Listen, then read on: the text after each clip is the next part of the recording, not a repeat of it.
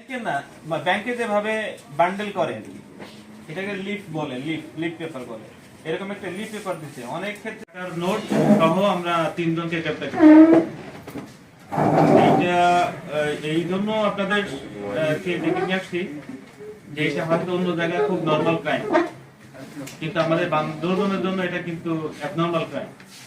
এত বিপুল পরিমাণ জাল টাকা বান্দরবনে ঢোকার অর্থ হচ্ছে আমাদের বান্দরবনের অর্থনীতিতে একটা বড় ধরনের ধাক্কা দেয়া। আমরা এই বিষয়ে আপনাদের সহ জনসাধারণ যারা আছে সকলকে সচেতন করতে চাই যে বান্দরবনে এইরকম একটা চালান ধরা পড়ছে মানে বান্দরবনে কিছু না কিছু কোথাও না কোথাও লেনদেন হচ্ছে।